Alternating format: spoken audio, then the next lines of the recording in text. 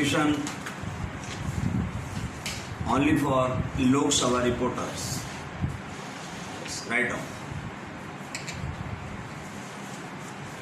Mr. Vice Chairman, sir, with your permission, I wish to express my views on the notable address by President to both houses of Parliament given in this important year.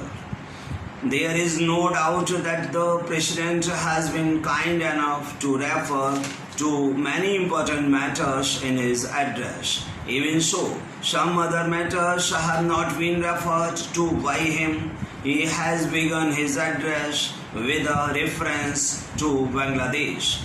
The courage shown by men and officers of our armed forces in the Bangladesh struggle and the firmness with which our Prime Minister acted in getting Bangladesh liberated deserve our commendation.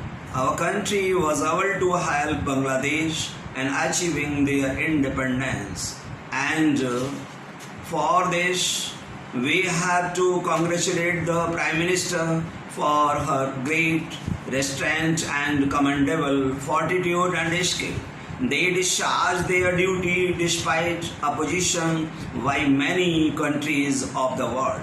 And we all congratulate the government and the Prime Minister for this, and in so doing, I am only doing my duty. Sir, the President has referred, among other things, to the matter of self-sufficiency in food.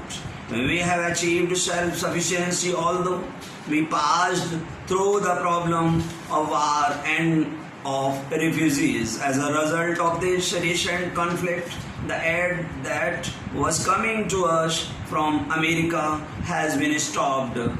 And in such a situation, it is imperative that we become self-sufficient and we stand on our own feet and try to solve our problems. This is the main point made by the President, and it is heartening to hear these points from the President.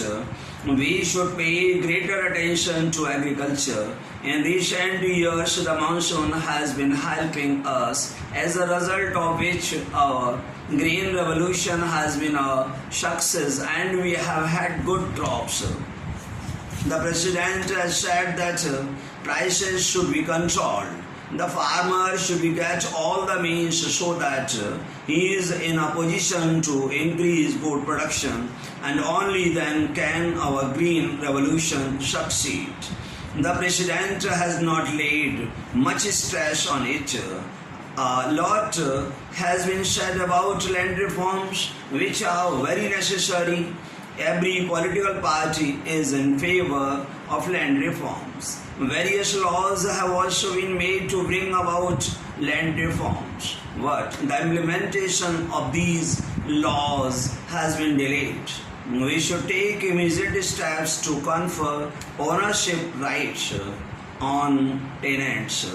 This is the first requirement, after which many other things can follow. The present laws regarding transfer of ownership rights to tenants cause a lot of delay, and the tenants have to take recourse to law courts before they can get the ownership right. Therefore, in my opinion, greater attention should be paid in this direction.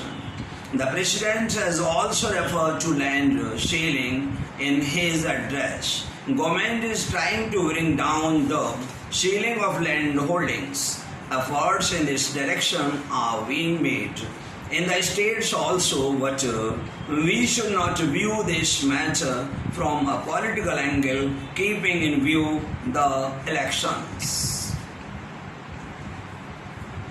Mishra ji जरा पढ़ा